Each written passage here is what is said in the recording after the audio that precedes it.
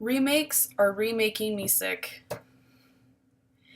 If you want to have a movie night with your friends, all it takes is one look at what is currently showing and you will find yet another remake.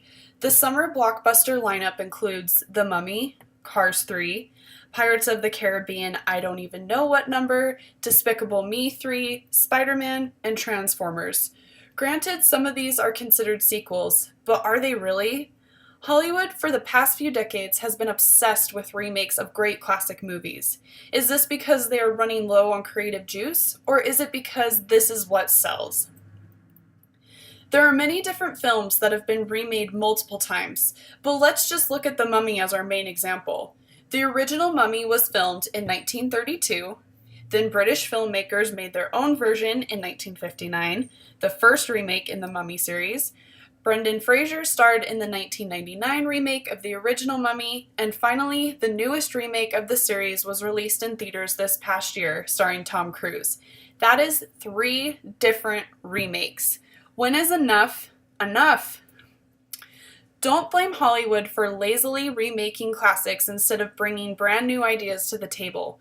The real culprit is every movie fan who goes to the theater.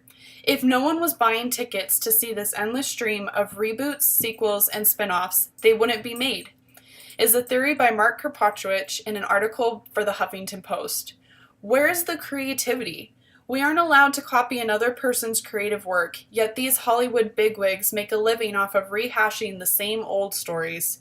This, at one point, would have been called plagiarism, but we don't see it that way when it comes to movies. How many more remakes are we going to sit through until this craze finally ends and we realize that we have been rewatching the same movie over and over again? There is something nostalgic about watching a classic movie that was your favorite when it first came out. It brings back memories of going to the movies with your friends and getting buttery popcorn, or maybe you and your friends quoted this movie endlessly because it was so hilarious. Remaking classics will ruin the originality of the idea. If you have younger siblings or friends, they may never know the joy of watching Beauty and the Beast as a cartoon. Now they have a live-action movie that they will associate the story with. Does this ruin the nostalgia of the movie for you? There is a reason the originals are considered timeless pieces of Hollywood's history.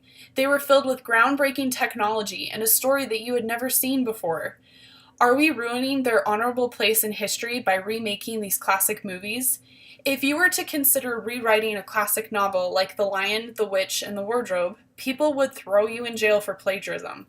If an artist copied a Picasso painting and asked you to pay the same price as an original Picasso, you would laugh out loud. Why do we treat movies any differently?